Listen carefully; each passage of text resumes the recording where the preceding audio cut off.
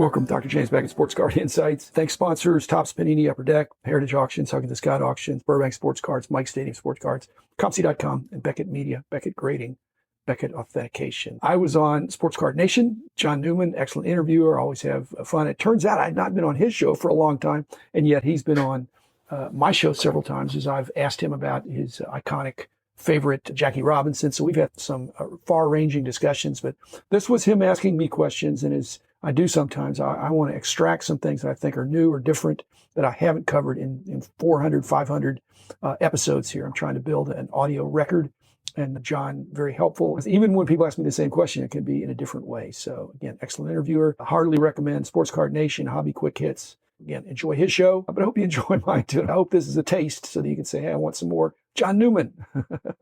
So here it is. Is this the correction you and other content creators talk about on their shows? And then there's others that say, Dr. Jim, that the correction isn't started. It's been ongoing, that we're in the middle of it. So I guess, do you fall on either of those points, or maybe even something completely different? Given three choices for the future, obviously everybody would love to have a straight bull market across the board, but that doesn't happen in anything. So that's not going to happen. We actually had that for some period of 2020. The opposite of that is everything's going down.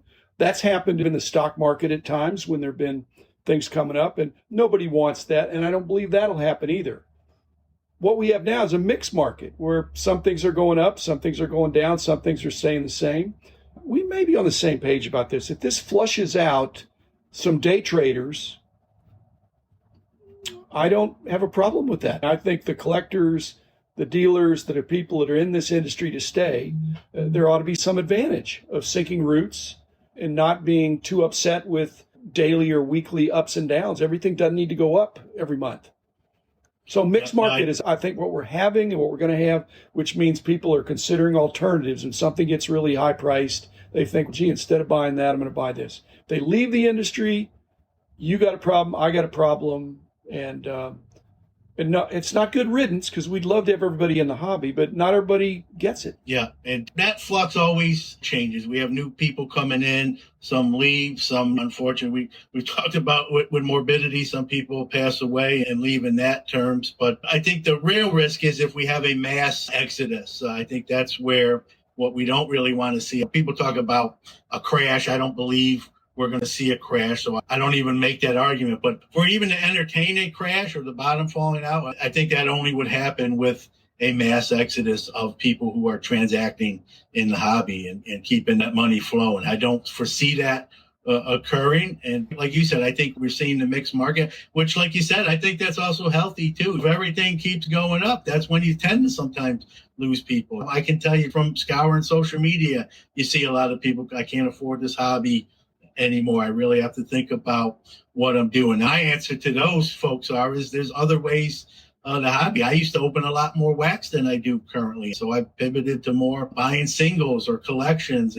So there's always an alternative to what you're doing and still be in the hobby. I think I'm taking my ball and going home. It's going kind of the easy way out. And maybe even if I'd be so bold to say it's the lazy way of thinking. And like you, I'm an advocate. I want people to enjoy the hobby, come on aboard. Whether you came on yesterday or 40 years ago makes no difference to me. We don't get a pension plan, at least I don't. And I think we're seeing some of that. And I hope people don't leave. I never want to see, whenever I see someone say I'm getting out, there's a part of me that feels bad or sad when I see those posts. John, you've made comments. You're a man of opinions. And basically, There are people that are new to the industry. We want to be welcoming to them. But we could talk about corrections or crashes or major adjustments.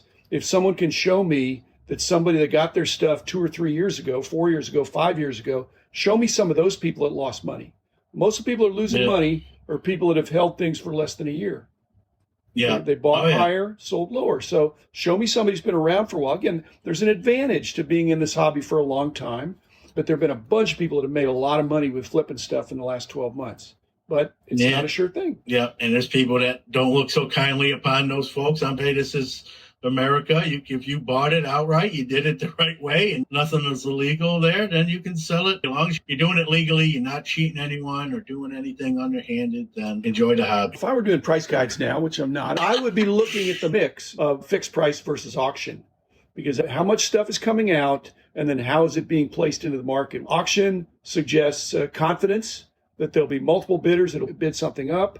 Fixed price can mean, I'm not sure what this is going to go for in an auction. I better put my high price in there and see if one person will pay it. So I'd be looking at the mix of auction and fixed price. If that's changing. And something that really didn't exist when you were in the price guide genre is now we see the rise of fractional share companies too, that sort of play into the equation, what these are going for. Because if 100 people buy in at whatever price, that's technically what the card is sold for. And then those companies turn around and get offers that usually are more than the IPO price. And so then that becomes the standard. There's so many different platforms now that even when you were with Beckett, you had your hands full with gathering all this information. I think it's even more difficult now, the price guide landscape, just because there's so many data fields and point of sales from auctions and from eBay to auction houses to fractional shares to private sales, even what we see PWCC. But some of their recent sales have broke those records. So you got all these sales happening in so many different spots. I would think as a price guy, you'd almost have to have folks just focus. Your area is this, gather all this intel, let's all come back and put this together. Well, as usual, John, you stimulate my juices for responding to that. I'm largely in agreement, but I really think that if there are too many private sales in this industry, I really don't think that's good. The emphasis private sale used to mean back in the day meant you and I made a deal and it was private. Now, a private sale is super ultra publicized. Our private sale, and I'm going to show you my check, and I'm going to tout it. So it's a different kind of private sale, and too much of that I don't think is good. I like it being on the open market. Everybody can see what's there.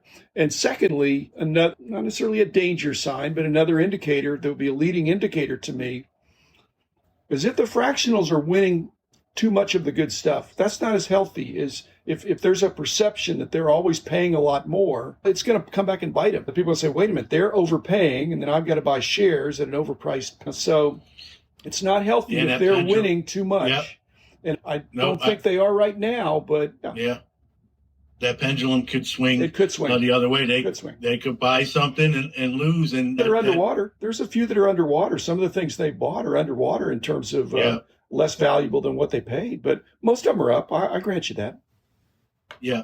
I dabble in it, and I almost do it more for the content portion, just to talk about what I've done and how it's doing, that sort of thing. But I know there's other people that are doing way more and going in quite heavily. That's the risk you take. It could be boom or bust, depending on how that plays out. And I think you're right. More of these companies popping up, it's competitive. I want to buy that car. It becomes sort of a bidding war. And maybe, like you said, that's where the overpaying comes in. When all the dust settles, man, we got the card, but that's when that danger can be in play. We'll see. I know fractionals are not necessarily new, and so it'll be interesting to see long term, do they all last, like you said, and who's generally looked at as the leader in that niche. It's too early to do that yet, but we'll see how that plays out. Well, I think it's NFTs and fractionals.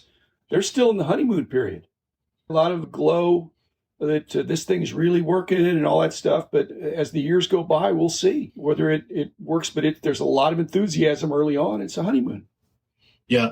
I don't want to put the black spot on NFTs, but I think that what physical card collecting has going for it, as we talked about in the ups and downs of the market, is there's a lot of history. And you talk about a correction or a crash or something. If physical cards dropped in half overnight, there would be a lot of people who would panic, but there are a bunch of people who would say, oh my goodness, now I can buy some more stuff at a more affordable price. I'm not sure that would happen with NFTs. If NFTs across the board dropped in half, I don't know that there'd be a run to get if there would be, is it to get the scarce ones or the more noteworthy ones? So the lack of history is the exciting aspect, but it's also the daunting aspect. There's no track record to say that they're going to continue to be worth more. If the category, and here's another problem, is that if the category of NFTs keeps going strong, then there's going to be potentially an oversupply. People can just do some more. So the money going into that category could get really sucked up on the new releases where they work toward the vintage market. They work toward these other sports. There's a lot of confidence in NFTs, but like I said, the lack of history and the potential for a future explosion in supply that may overwhelm the demand. I just don't know. I'm not going to pontificate any more than I already just did. Some of the NFT popularity has come from people not being able to get wax in the same vein, and they're opening virtual packs in a sense with these NFTs. I don't know if that's a huge factor, but it's a factor. Just like not being able to get your cards back from the major grading companies in a timely manner. That's another thing. You don't have to grade NFTs. You get what you get.